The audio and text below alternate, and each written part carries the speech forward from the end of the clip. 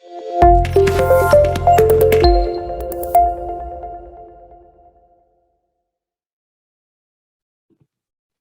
welcome everybody. Just letting people in and get connected. So we continuing to let people in as we go.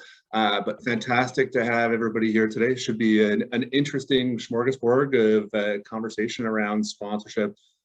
Really want this to be interactive. We've got quite a number of questions that have come in advance, but feel free to pop your questions into chat, or if you want to put your hand up and we can throw you on the screen and join in.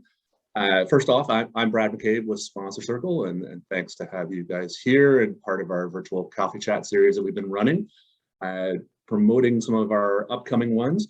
On October 20th, we're going to have a conversation around cannabis in advertising and sponsorship. We've got Natural Sci Regulatory Group and Canna Ads joining that conversation. So it should be really interesting to see what's been possible and where the gray lines are and the firm lines. So look forward to having you guys join that. We're also going to have some future conversations coming up around investments in female sports and sponsorship, as well as podcast sponsorship. So that'll be coming through as well. But fabulous to have Francis Dumais here and Brent Barutis. Always great chatting with them, and we've had many chats over the last 18 months and beyond, just about sponsorship in general. So feel free to cut us off at any time, because I know we will feel free to talk quite a bit. But I won't sell you guys. I'll let you guys sell yourself. Francis, do you want to jump in and introduce yourself? Sure. Thank you, Brad. Francis Dumais. I'm the co-founder of Elephant. We're a sponsorship consulting agency. So we're based in Montreal, but we have clients across the country. And we also have software to value and manage sponsorships. Perfect. And Brent? Wow, that was quicker than I thought. So I'm Brent Barutis, and I'm with a company called Partnership Group Sponsorship Specialists. And like Elevant, we are a sponsorship consulting firm, and we too have clients coast to coast from Nova Scotia right through to Vancouver Island. We're based in Calgary, but I live on Vancouver Island, and I'm glad to be here. And thanks for having me. And hopefully we can answer some of your questions between Francis, myself, and Brad.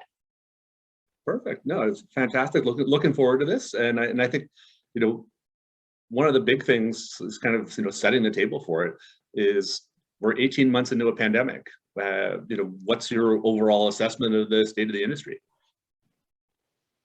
If I may, this is the last weekend in Montreal. We just had Osheaga come back from a total capacity of 60,000. They were down to 8,000 with more local talent. But it was very good to see festivals come back, and Jazz Fest is next week. So as we saw lineups when they opened stores last spring, we see people come back to live events. I think people are craving that in-person experience. So I'm not afraid for medium in the long term. I would agree. I think that the pandemic's done, and not considering all the death, all the heartbreak, everything that's gone through it, but the pandemic has given us a lot of other things. It's taught us how to use virtual way better. It's taught us how to use digital way better from our sponsorships. We're using AI, we're using augmented reality, we're using a whole bunch of different things. And it forced organizations, whether they were properties or brands, to do things that have been in the budget or trying to get in the budget for a decade. So I think that there's been a blessing on that side, something we've learned from having to go through this virtual world for 18 months. I agree with Francis coming back. People are craving for it, but I think that there's still a lot of hesitation. I think that there's still a lot of fear in the marketplace. And one of the things that, and I know somebody had asked a question about this, and I won't go into too much detail right now because I'll wait till Brad, you bring up that question, but there's, we have to make sure that sponsors are secure too and comfortable, because if they put their name on an event like a jazz festival or a hockey game or a tournament of some sort or a gala, and all of a sudden there's an outbreak because of that, well, then their brand takes that hit, and they're considered part of the cause for that outbreak. And I think that what we have to do is make sure that we're dealing with that side of it too. I know that, I don't know about movie theaters anywhere else, but in Western Canada, they're still empty. Even with launches of a Marvel movie, you're still seeing, they're not filling those theaters, even though they can now. They're not even filling them to the capacity of 40%. So there is still a lot of hesitation. Yeah, and I think there's a lot of pent up desire by a significant group of people to get out and about. But I'm hearing from a lot of people that we deal with in terms of the sponsorship side that they're actually got some interesting cascading issues coming from HR. That they can't have their representatives go to any business related events, and that's cascading into sponsorship. So it's trying to find that fine line, and definitely, as you're saying about the challenges around if they're attached to something that happens, or if one of their employees gets sick. There are really big concerns around that. But I think I've certainly seen people refocus and things that corporately, whether it's on the property side or on the brand side, that they haven't been permitted to do in the past because it was going to take time to develop. That innovation has changed and made things move along. Yeah, and I can attest to the brand side of the HR issue with that you said, because I was talking with a client the other day, and they're a financial institution, and they he oversees all their sponsorships, and small ones, big ones, but they have suites at games and hockey games, and they've got departments. He talks to some departments who say, yeah, we are my guys can go, and then he speaks to other departments who say, no, we're not safe yet. And so within an organization on its own, there's disconnection.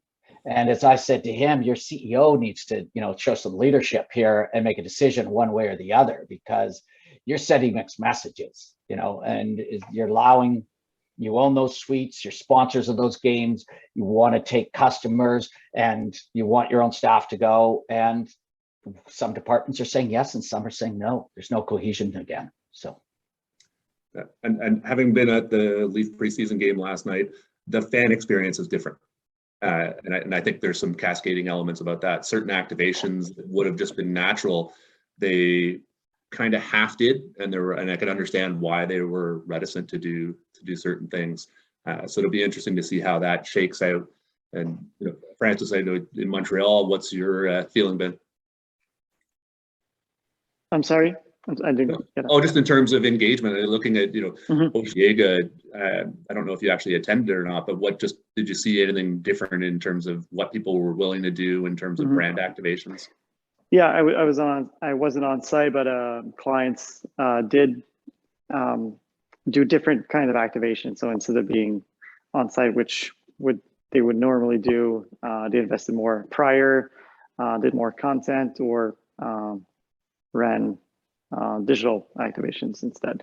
And to your point, and I agree with what Brent said, is not 100%. And some brands are still on the fence. We don't see a lot of new deals being signed. I think that will change in the next couple of months, probably around springtime. But brands like, let's say, Nespresso, they want to put their coffee in the hands of consumers. So they don't really care much about the digital components that properties can offer them right now. And I guess that really kind of cascades into a question we had in advance from Steve and Chris. Just have you seen some interesting activation ideas that have come out over the last 18 months? I don't know if you guys attended the SMAs from SMCC recently, but they were all example of things that could be done during the pandemic, like Operation Pogdrock from Canadian Tire, which They took their core mission and their investment in hockey in their community to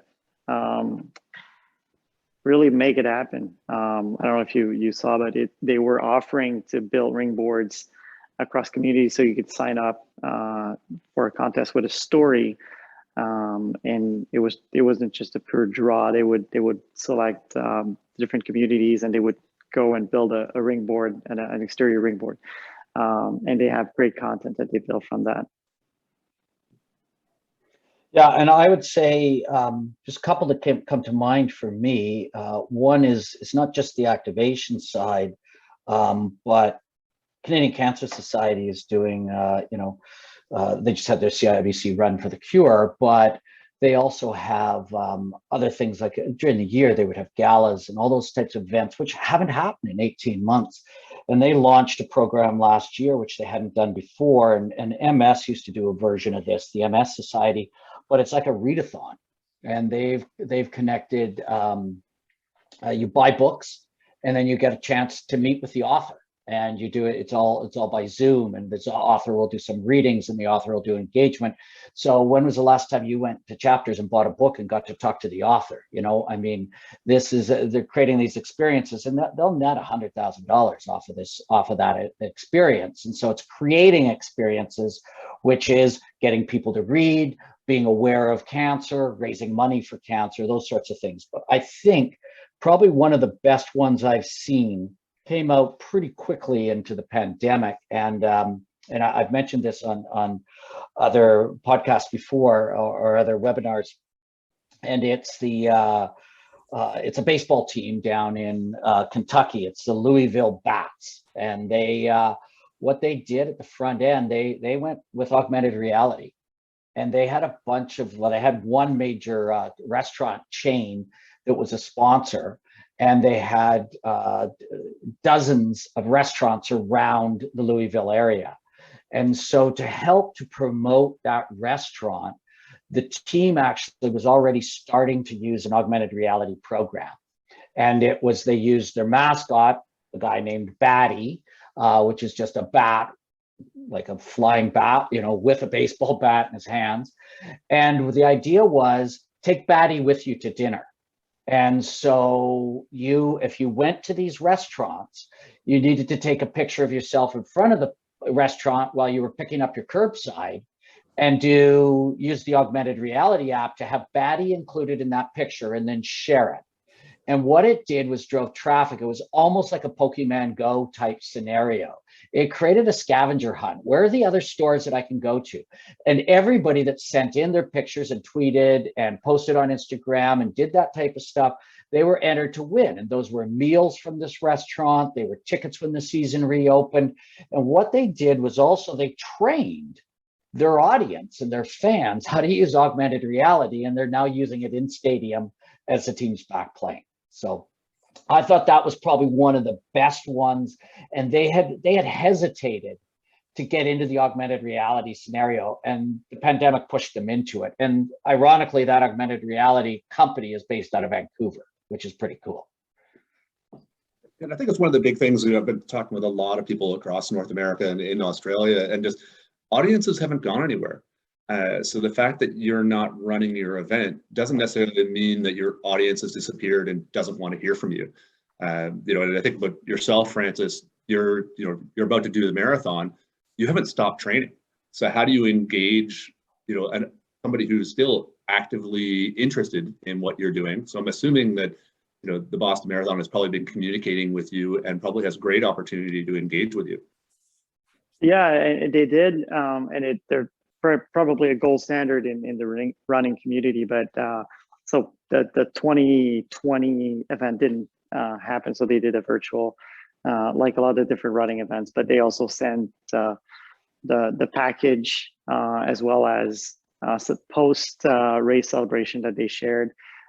Same thing with Abbott. They're sponsoring the major series for the marathon, so they have all 6 major marathons in the world, and they were actively engaging the community and giving us that nudge to go out and do the training. And I think that's one of those things, just as you're thinking from the property side and even from the sponsor side, what can you do with all of those people? And I know digital is a challenge for a lot of people, but there's, I think, a physical component that can be tied in. I know chatting with Dan Kaufman from the New York Jets, that last season, they couldn't have people in stands, but they ended up bringing all their partners in to create these basically tailgate scenarios in a box. And they were calling it home gating. And then they had this package that you could buy as a fan to recreate the whole scenario at home safely. And sorry, ahead, these opportunities, just to finish on that point, Brad, properties don't necessarily have very good data on their audiences.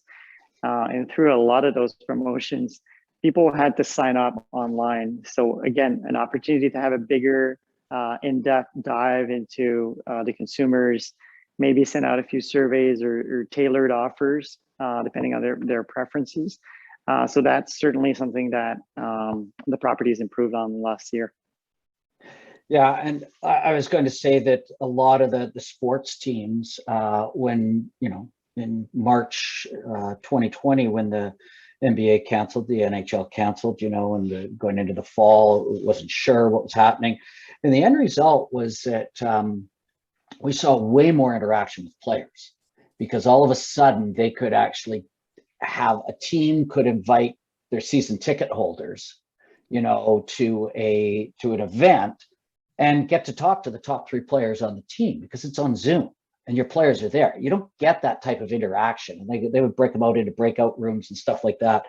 And then if you look at something else, you look at some of that interaction, the Shaw Festival in Niagara-on-the-Lake did a fantastic job of, with their sponsors, went and performed. They were smart. Their CEO had invested in pandemic insurance 2 years before, like in 2018. I don't know where that insight came from, but it was pretty cool to see. So that they were fully insured. So all their staff was paid. And so they produced performances with 2 or 3 actors. And they did them in the summertime in the backyards of major patrons.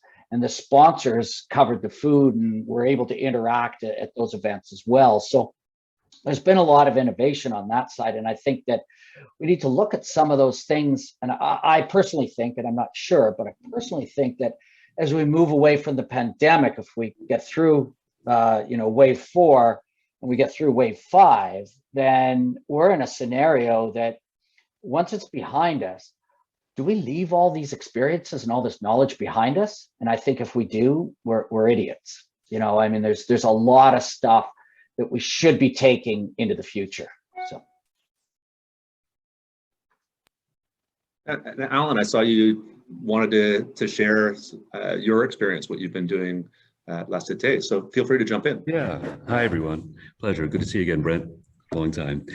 Just quickly, you know, I'm the cultural manager here at La Cité Francophone in Edmonton, and I'm also the manager of the Flying Canoe Volant Festival, which is one of the largest Francophone-produced festivals in Western Canada. And July 17th, 2020, right up until we had to shut down in Alberta, November 20th, we have a beautiful patio here, live concerts, socially distanced, sold out. And 2020, the Flying Canoe, we had 60,000 people in 3 nights. And in 2021, we worked really hard with the City of Edmonton and Alberta Health. We got an exemption and we had 14,000 people in 6 nights. And so we were able to go, you know, we pivoted the 2021 pivot. We transformed 2021 into more of a virtual rather than live programming. And our festival is based on the connection of the 3 pillars. We call them the Francophone, Autochtone, Indigenous, and Métis communities. We don't program anything other than the Francophone component of it because we're not the other cultures. And it's a great success. All of our collaborators and sponsors have been really thrilled with the fact that we carried on. And in fact, because of the exemption and the numbers we had in 2020, we're seeing uptake from even other sponsors and even bigger ones, when we can say we had 60,000 in 2020, the Calgary Folk Fest had 50,000, we're now at another sort of league or another dimension of opportunities. So, and we're carrying on since June 24th. I've been producing patio series concerts here. If you're ever in Edmonton, come join us. And they've been sold out, socially distanced, and really successful. EPCOR's been on board, so we're supplying opportunities for all local artists, musicians, etc. So, so we thought immediately when this was all coming down, how can we come out of this stronger and more consequent and with more intent? And so far, so good. So I just wanted to share that. And I thank all of you, Sponsor Circle, and all of you for your great insight and input over the last 18 months. I'm always learning every time I get onto these sessions. So thank you. I just wanted to share that. Thank you. Oh, that's fabulous. Thanks so much, Alan. It's great to hear, and great to be able to provide the content. But I think one of the interesting things I see is that you've got a very defined audience. And I think that's really helpful, being able to go out to partners, because you can actually define the niche that they're going to play in. Yeah, what we do is our mandate is to promote, support, and develop the francophone culture here in the middle of Western Canada, which is vraiment, on dit en français, un défi. Francis, tu connais pas ça, mais c'est la réalité. But we are also a community center that is open and invites everyone. We have a 200-seat theater, banquet halls. So we're rented out pre-pandemic and hopefully post-pandemic to community groups, to school groups for theater, music theater, and all that. So although we're a francophone entity in the middle of Edmonton, we're open and acquiescent to all, greeting all and welcoming all. And maybe I'll put this to you, Alan, before we get into Brent and Francis, is, there's a question from Joanne in advance about just the challenges around sponsors kind of saying, no, and having that challenge. And, she's seeing some frustration about just being able to get sponsors to step up. So how's your experience for that engagement? Because I'm assuming you're a not-for-profit. That's correct. Yeah, we're a non-lucrative, not-for-profit. What we've done is we had one of our financial institutions, and like Brent and Francis related, that they were very, very wary of being associated with our potential super spreader. And so I had to send documents and pages of and complete outlines of the site and pedestrian flow and all of that to them to show them how safe we were going to be. And we transitioned from 60,000 in 3 nights to 12 or 14,000 in 6 nights, socially distanced, timed, pre-registered. And with all of that background and all that work and all the response plans and COVID response plans we developed, that the sponsors all were comfortable with that. The only thing they didn't do, they didn't have any corporate volunteerism this year. They were concerned that their folks were on site, so none of that happened.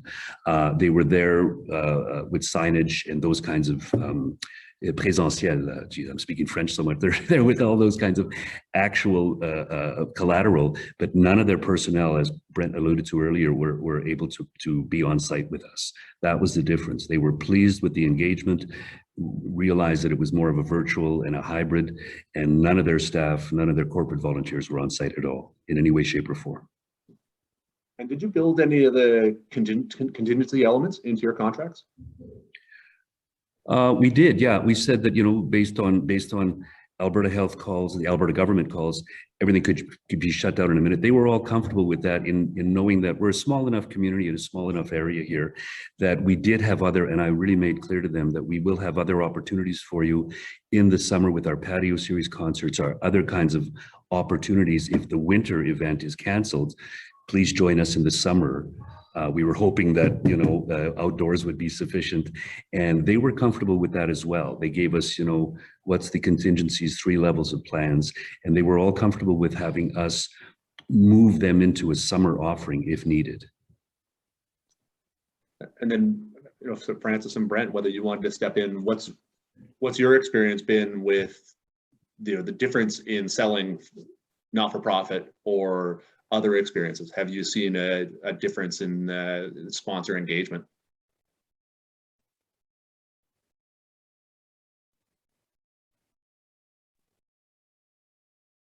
I would say that just a couple things. Number one, the larger companies the nationals or the regionals, through the pandemic have continued to support, especially on the charity side. And in some cases, it's okay.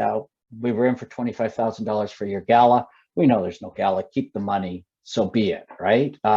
So we saw that. We've also, what we're seeing in the marketplace is that there's been a real trend or understanding from that corporate side. A lot of money got shifted, and it got shifted to food banks, food recovery, mental health, and all those sorts of things. So a lot of organizations, the arts, sports, things that weren't happening, lost money. But that's going to shift back, we think, and that's going to, it's going to equalize out once, festivals are up and running again. Once the theaters are, the performing arts theaters and the ballet and those things are up and running again, you're going to see that shift back in those monies. So that creates two situations. Number one, it means the money's being returned, and if you're like Jennifer, you're the Alberta Ballet, then the scenario is, hey, at least that money's coming back now. But on the other side, it means those organizations that were getting 2 and 3 times the amount of sponsorship and donations that they would have normally got in the last 18 months, those numbers are dropping off. And some of them built infrastructure, and some of them made bigger plans that, that this money would continue to be there. So I think that's the first type of shift that we're seeing.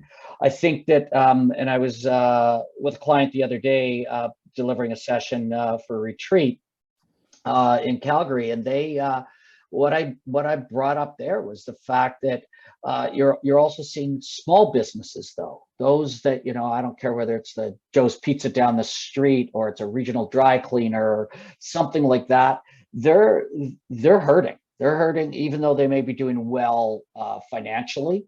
There are staffing issues, everything else. That they're in a situation where that money dropped off, and I'm not sure when it's going to come back. It'll be another year or so for a lot of them. So I think that in Joanne's comment, that, yeah, there's been a lot of people saying no, but there's a lot of people that say no all year, every single year. And I always tell our clients, the no, I don't care how many no's you get, you just need to figure out why you got the no and ask them why you got the no, because typically a no is, I just don't know. That's why I'm not giving you any money. And if we push hard enough, you can usually close that sale. It isn't going to happen tomorrow, but it'll happen down the road. And I know that there's a lot more no's out there right now, but our clients are finding that when they push harder and they dig deeper in with the prospect, they're getting yeses. And so it's people say no just to get rid of you. I can end this quickly by telling you no because I don't have the time, or I'm talking to somebody else, or whatever, but we need to keep engaging them. I don't know how you're feeling, Francis. Yeah, I totally agreed. And to your point, in Canadian Tire, clients, a good example of that. They decided to launch a COVID relief fund right off the bat to provide extra funding to healthcare organization and workers. And they did that very, very quickly. So obviously they had a lot of things that weren't happening on the hockey side. On the cultural side, I think a lot of the brands gave money for year one, and in year two, they kind of looked at the asset mix and renegotiated and looked at the value a little more. So for last summer, and I think we're going to continue to see that if things don't go back to normal for existing deals. And to your point, I think at one point we'll see new deals happening, but a lot of brands are still on the fence, though it's budgeting period right now. So we may see shifts in the coming months. I think that it also depends on what happens with this. I agree with Francis. I mean, we're going in through budgeting right now. It's quote unquote the big spending months for sponsorship. If you look at Norm Riley's Canadian sponsorship landscape study, I mean, most of the money, quote unquote, is spent in October, November every year. I mean, that's because ironically, it's budgets, right? So when we look at that, they've got to be planning for next year. And if they need to pull back or they need to do other things, it depends on where wave 4 goes and if we have a wave 5, which is probably inevitable. But and what happens with wave 5, and it could be, you know, I was saying in January of this year that it would be June 2022 before we're really getting back into the closest move to normal that we've been. And that, you know, and you're not in your head, Francis. I mean, you were on board too. I mean, your report said the same thing. And so when we start to look at it, I'm starting to push that back. I think it'll be later than next summer. And we just hope that that what happens next summer doesn't cause a 6th wave in the fall of next year. So. Yeah, and I think, you know, from my point of view, that getting to know early is actually sometimes beneficial. You know, so many conversations that I've had and I see people have where, you know, there's interest or feigned interest or send me a deck as a polite no. And I've got some friends from, you know, outside of Canada who moved to Canada and they just find it challenging that they can't get to know. And that just saves you so much time. If you get to know, then you can move on to the next conversation. But what I'm also seeing is that there's been so many cutbacks in terms of staffing, and whether it's on the property side or on the brand side, that the brand can't be creative for you. That I think you need to come in with a plan, and you've got to listen to where they're looking to be, but you've got to come up with something that's very defined and go, here's how we think you'll engage, rather than trying to force that thought process on them, because I don't think they have time for it. I don't know whether you guys have had similar experience. I would agree, Brad. It's and ironically, again, yesterday I was talking with a client, and it was about the fact that, yeah, we need to do more on the ideation side.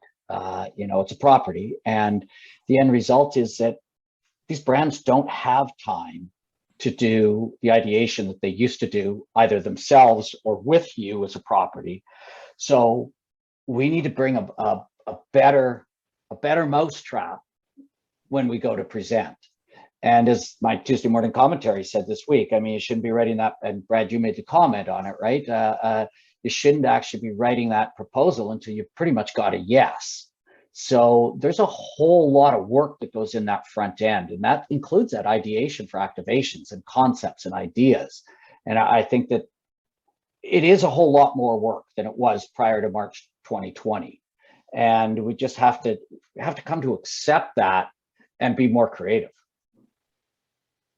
I tend to agree, and from my time on the brand side, when I was at TELUS, if properties were able to show an idea, it meant that they worked. They make sure that they understood some of the challenges and they have a solution in hand. And in terms of budgeting too, it's probably less expensive to buy the rights and the turnkey activation from the property than then to go to an agency, a third party, try to make these two work, write a brief, and all the complexity that comes with that. So the properties are already event producers, and they are probably very attuned to building an on-site activation or even a small campaign and content, which is super valuable for brand these days. And I guess cascading off of that, you know, the asset mix. I mean, have you seen a difference in what people are putting forward in terms of packaging up, and has there been a change in valuation? So are brands getting more for the same investment? I think the general trend is brands are getting less when we're looking at the value right now, because the value of digital advertising is lower than the value of a billboard or a brand being showcased in person or on traditional advertising. That being said, the positive note is that brands used to just add the Facebook post at the end of a contract. It was kind of an afterthought, and now it has to be the central idea and the central activation. So obviously a lot more thought and energy is put towards digital, and hopefully that'll last. And that wouldn't have been Facebook yesterday or 2 days ago, right? So, because we wouldn't have got anything, right? But I agree with Francis too, that the brands are getting less right now than they were getting. Where I disagree with most people is that I think that digital does offer greater value, but in a valuation process, we're still saying exactly what Francis said, and that's, sorry, but the billboard, the rink board, those have higher visibility, there's more eyeballs, and so the value is given there.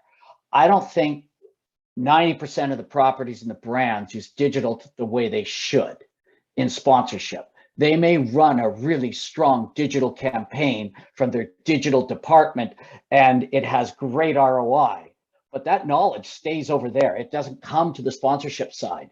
And if you really look at it, digital is an effective, excellent medium that can deliver high ROI for low investments. And Francois mentioned it earlier. I mean, all of a sudden the properties have way bigger databases now, but they're not mining those databases. They're not utilizing to what they should be doing. They should, and I think you've got software that'll do that, and Francis, and there's other ways to do it. And I think we're missing the boat as both brands and properties within sponsorship, and allowing digital to really still sit on the outside when it could truly be a more valuable product to some extent than a rink board, because a rink board gives you eyeballs, a digital opportunity gives you a link and an opportunity to touch, feel, and hold that person virtually and lead them down a trail for a journey and an experience. A rink board, a billboard don't do that. A TV commercial doesn't do that. A magazine ad doesn't do that. But you can actually engage your audience, and you have the data to do it with on the digital side. Sorry, I'll get off that pedestal now. Yeah. No, it's a great pedestal to be on, because I think with the digital piece, you can further segment your audience, so that if you've got a sponsor that only wants to reach a segment of your audience, the better you know the digital, you can just send that out to those people, and that probably drives up the value of that engagement versus saying, okay, I've got to compete against programmatic advertising and sell at CPM, which might be $30 or $50 per thousand. If you can actually say, I'm going to get you, to people who want to potentially get a credit card, there's a different value in that. Mm-hmm. Yeah, and there's a difference between the valuation and performance measurement, and fortunately, a lot of the brands are not doing the latter. Exactly. They need evaluation to go into negotiation and to compare the different deals, which they absolutely have to do. But they also have to carry through and measure impact, and not just output, which is the reach, to Brent's point. So are there a lot of brands measuring sponsorship performance? Absolutely not. Are there a lot of properties measuring sponsorship performance? Even less than brands. So that's, we've been talking about sponsorship performance for 20 plus years, and it's still a major issue, I think. Yeah, and there's one of our clients is a Christian faith-based semi-pro basketball team. And so they're talking to this one company, this one brand who keeps saying, sorry, your data, your following on Facebook and Twitter and Instagram isn't big enough. We need it to be bigger. And we just shot back with the comment, this is a Christian community. They follow this basketball team. You've got people in pulpits every Sunday talking about this basketball team in this community. And the end result is that these are really engaged audiences. And we showed them the data that 4,000 followers versus 400 followers. So if this basketball team only has 400 followers, but the engagement rate is 80%, and they follow and listen to what that digital message or that Facebook is saying to them about go shop here or eat there or whatever it is, versus and I'm not using huge numbers here, this is a small community, but against a 4,000 following for a local newspaper or whatever it is, the end result is that if that's only a 20% engagement, you're better off to only have 400 people with a 90% engagement. or 80% engagement. And so that's going to deliver more qualified people to buy your product. And that comes back to what Francis was talking about, measuring the audience. If you can have qualified people and less of them, that's worth more than what I call chest beating numbers. Oh, we've got thousands or tens or hundreds of thousands of following us. None of them are friggin' engaged, but they are following us. They don't read our stuff, but they're still following us, right? So, sorry, another pedestal. No, but that feeds really well into the question that popped up in chat. Is just, how properties can get equipped to have that infrastructure to figure out the segmentation and where that's coming from. And I think there's, some great tools in terms of Google Analytics, Facebook Insights that you can utilize that are free and available, and even, MailChimp or different CRMs where you can start figuring out who your audience is and how they're engaging. And I know there's some other tools out there, but I'm going to throw it out to yourself. And I know, Francis, you've got some tools as well that might fit into that. Thanks. Yes, when I was at TELUS at first, I didn't have any budget for measurement. So I just had volunteers with iPads and SurveyMonkey, and we started with that. They still don't have money for measurement. They still don't have money for measurement. Is that right, Christy? Oh, sorry. Okay, yeah.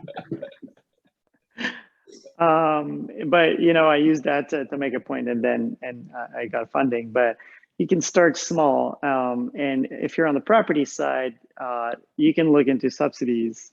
Our research can be anywhere, professional research, from $5,000 to, let's say, $15,000, depending on the size and scope and complexity. So it's certainly something that you can look for funding for, because the brands will want to see the numbers when you pitch. Like, who am I talking to? What are these people doing on the weekend? Like, what are their interests? Where do they spend their money? And that's important to showcase.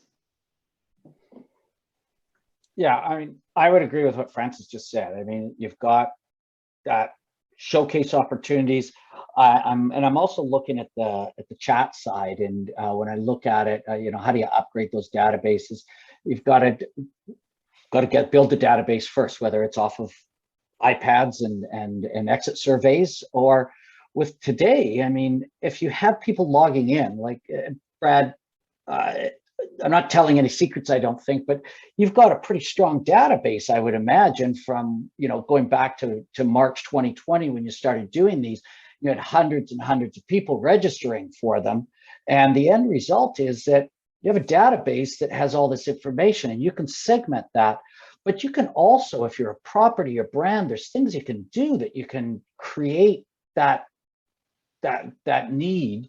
And that situation is that you can ask people to play a game, create an experience on your website. Sorry, I'm just trying to plug in my battery.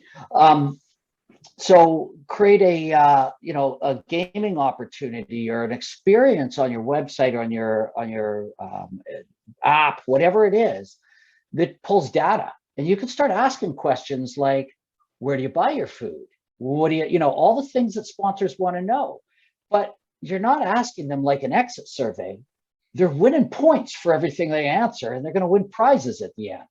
That gives you so much data, and it doesn't cost a ton of money to create that stuff.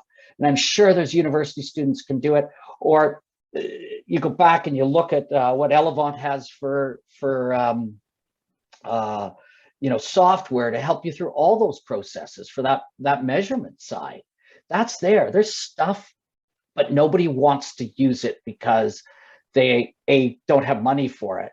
But it's like leaving money on the table if you're not using it. Sorry. Yeah. Yeah, and if you're looking to get started, I think that there's some great resources out there. Ripen is a perfect resource that if you're looking to start and you want to get some grad students working on a project for you, you can put it up into the Ripen community network and have people step up. And as long as you can define what your project's going to be, they'll actually offer to do it as part of their coursework.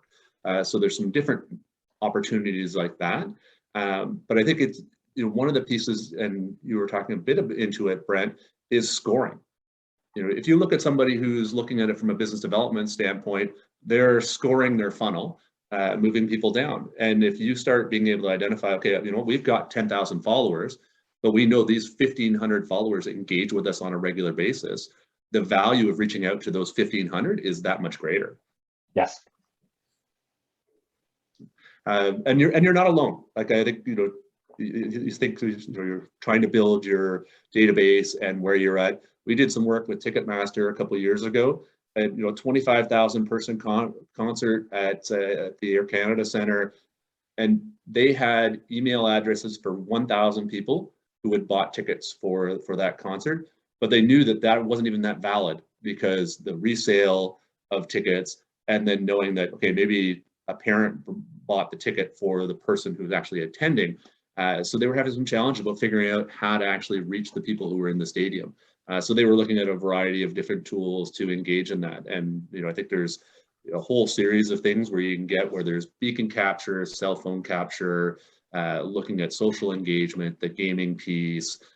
There's, you know, 4 or 5 providers out there who are doing fantastic work in that space. Yeah, I think, you know, there's a lot on the go.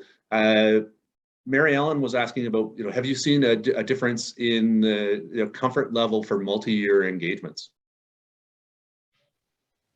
I think that's has been dropping, and not because of the pandemic. So we, in the last 3, 4, 5 years, we're seeing a lot more 1 year, 2 year agreement.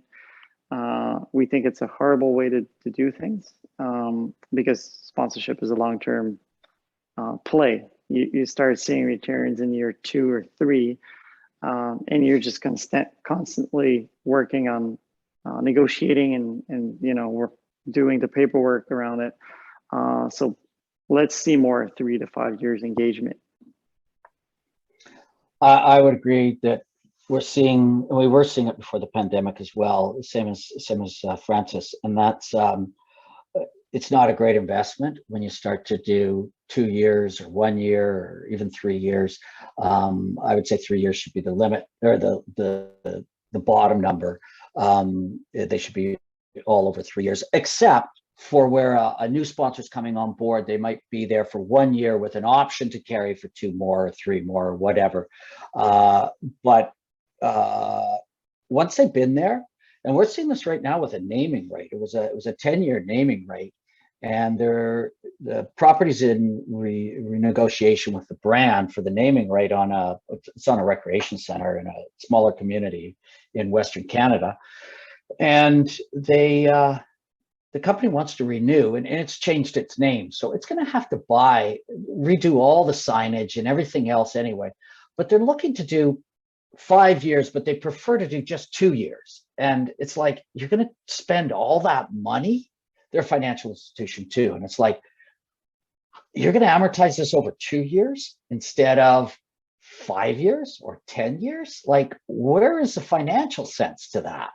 So I think that we're seeing that too. We're seeing a shift into shorter contracts.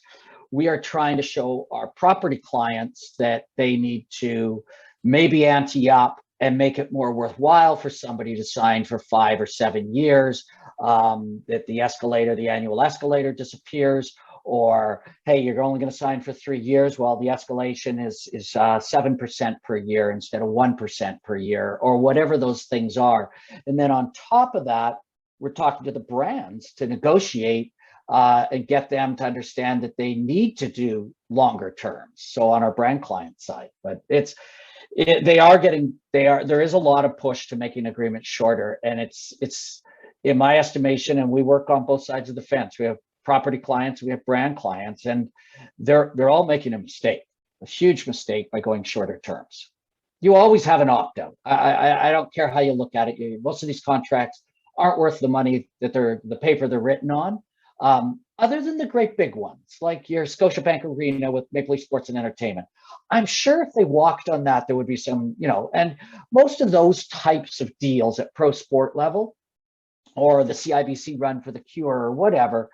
But in all the other sponsorships, a brand could walk and probably get away with it. I mean, what's the property going to do? They don't have the deep pockets to take them to court. They might go to the media and create a shame campaign. There's a whole bunch of things they could do, but is it really worth it? So sign the longer term deal, activate on it, plan accordingly, and plan long term. So. Yeah, and I think that's pretty consistent, and it really depends on the competitiveness of the industry too. Yes. I'm finding the ones that are still willing to do multi-year, one, they're not buying into 5, 7, 10 years unless it's a naming rights. But 3 seems to be a comfort level, and more so if they're trying to block out their competitor for the space. Yeah. I'm going to jump back in the conversation because Christy popped something into chat.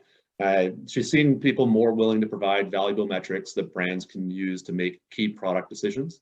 But it's going to require a larger investment to continue to provide these unique once-in-a-lifetime opportunities that the landscape continues demand virtual versus in person. Would love your thoughts on it. And she was asking if anybody else feels similar. I never agree with anything Christy says, so I disagree 100%. But no, in reality, she's right. I mean, if we don't come up with once-in-a-lifetime experiences, the MasterCard moment type things, we're in trouble.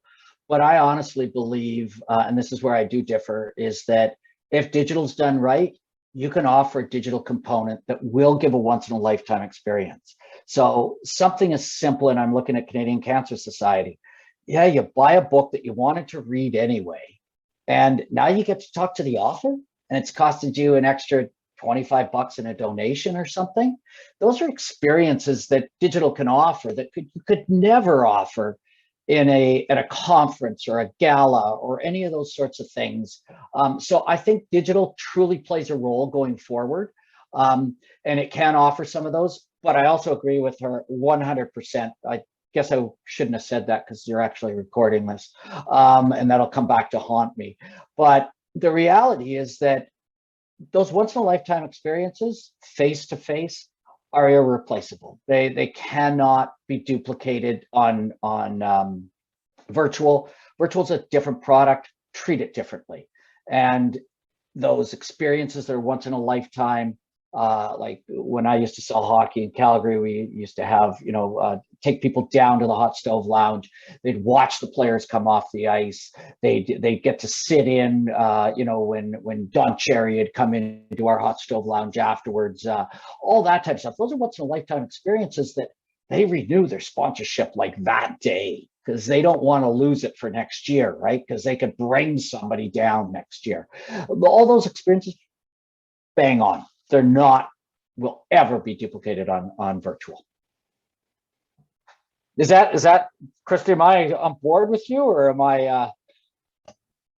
Yeah, totally. I think it's time that we just assume that this is going to be kind of the go forward plan. Is going to always to have a really strong virtual option to everything we do, because I don't see people flocking back to the Stamps games or the hockey games. Like I think people are going to be skeptical for a long time. And so what's the option? And I think companies are starting to realize that if we can't provide a once in a lifetime opportunity in person, then do they just save the money? It's a really cluttered space. This virtual space is super cluttered with, even as an employee, with like the medical team telling you what you should be doing, the operations team telling you what you should be doing, real estate reminding you not to go in and take your chair home. Like there's all these things, and we're getting very small viewership numbers on any kind of corporate messaging. And corporations, your employer is who Edelman is saying people trust the most right now is their employer. So do they really need to spend money? Is this actually a viable sponsorship, a viable way to continue to get customers, or is there other ways? So I think it's a really tricky time for sponsorship, and I'm glad that you guys are figuring all this out, because I think it needs to be figured out. And I part think of that solution. Well, and there's so many variations on that, because people are looking to figure out how culture changes, even from the corporate level with all the work from home or partially in the office.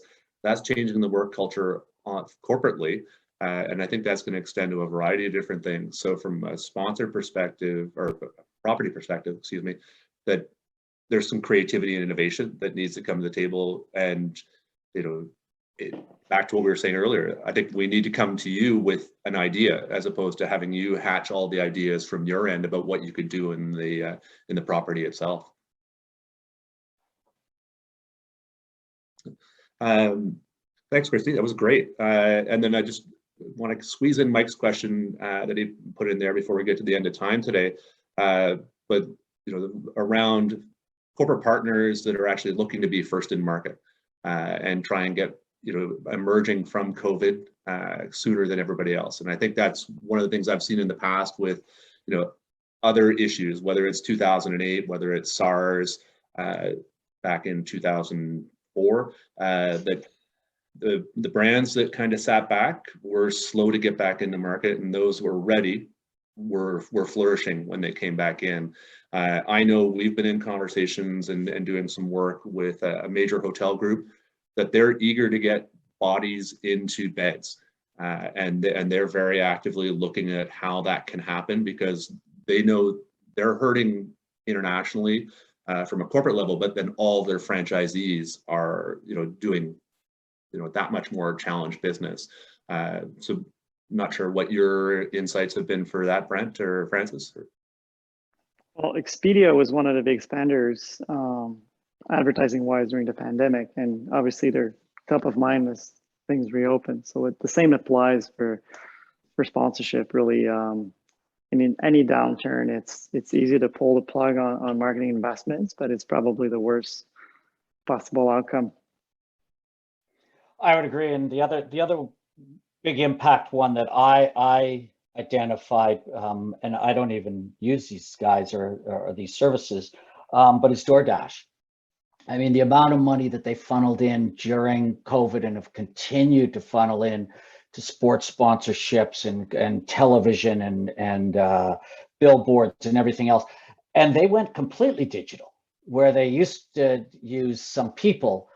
Because they couldn't produce anything, they switched everything to digital and animated during COVID, during that March, April, May of 2020. And they've stuck with it. And man, that's way cheaper than paying actors, right? And union rates and paying personalities and that type of stuff. So DoorDash is the other one that really, and especially with their sports sponsorship side, has really, I think, was first to market and left everybody in that category, whether it's Uber Eats, whether it's Skip the Dishes, whoever, they left them in the dust. And all of a sudden you started seeing some of those scramble to come up with ideas and creativity, the point system, I think, for Skip the Dishes and others.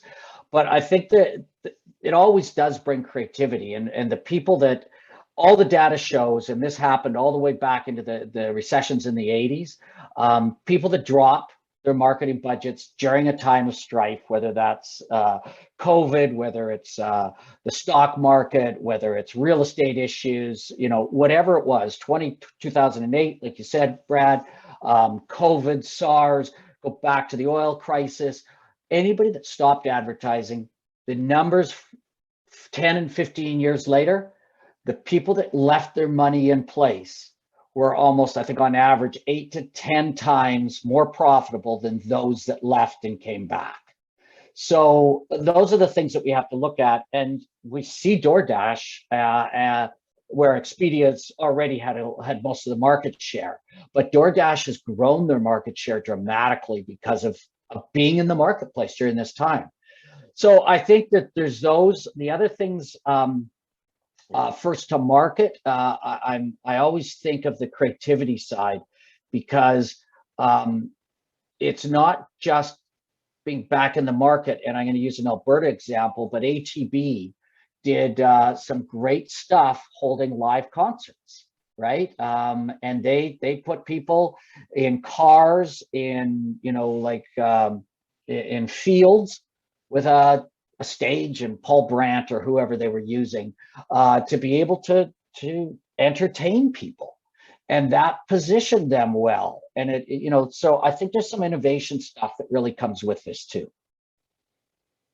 And I think a tip I'd have for you, Mike, is you want to see where people are advertising, an easy way to do it is if you go to a brand's page on Facebook, you can actually cascade into their advertising. So you've been funneled for the advertising that you'll see on your Facebook page, but you can actually go see all the advertising that they've got live.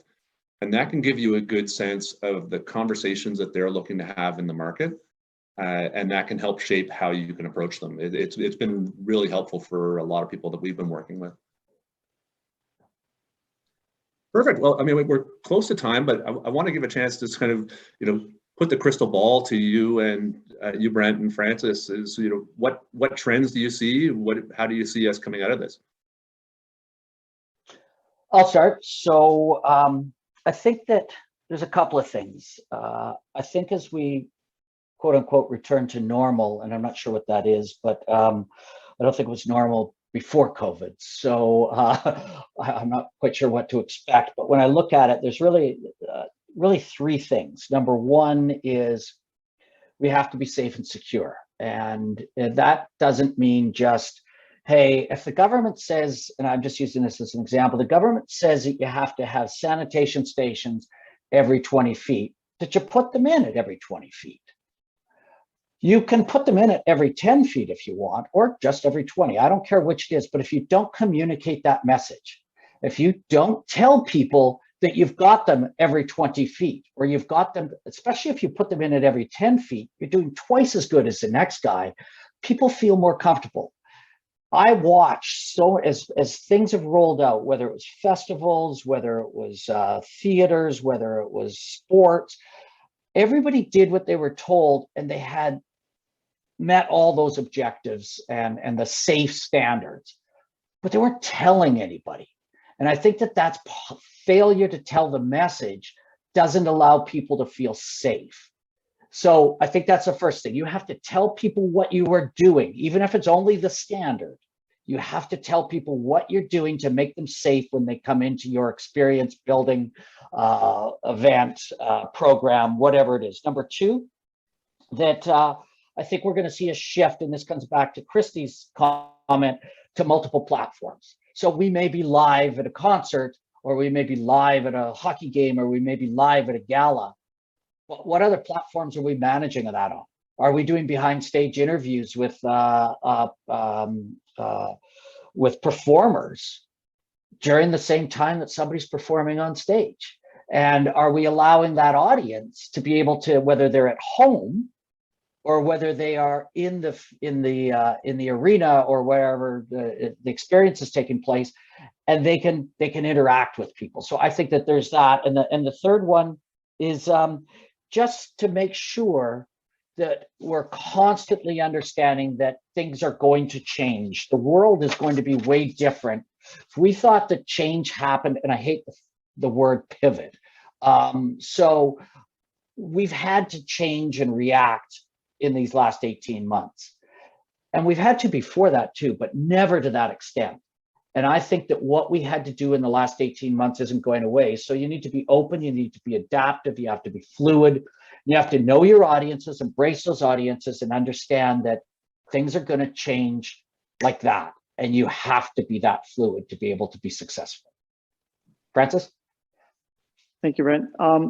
We're creature of habits, and I'm very optimistic. I'm just back from Vegas, and I saw 60,000 people going to a festival. They had two festivals the same weekend, only for vaccinated individuals, and I think they use rapid tests as well. So in the next few months, perhaps when we have the 5 to 12 vaccinated, probably next spring, we'll see a back to normal. I think that the live events, the summer events, will be there because it's very costly for smaller organizations to both have like the live stream and the virtual as well as the in-person. And I don't think they'll be able to afford both. That's what I've been hearing from the market. So I think in person, and you were both talking about the SARS outbreak. After that, the City of Toronto invested to have events like Nuit Blanche, to have folks come back to the city.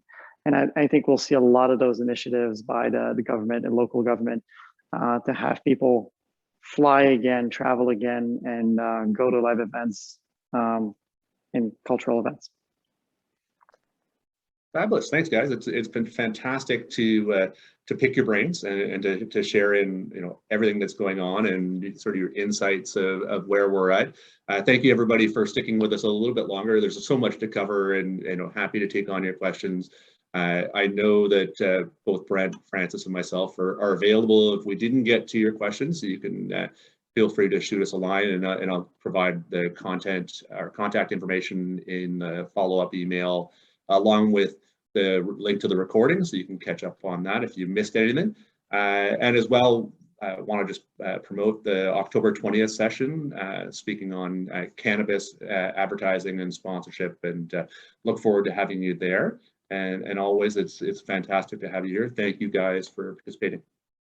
Thank you. Thanks a lot for having us, and thanks everybody for coming Have a out good one. and all your questions. Thanks.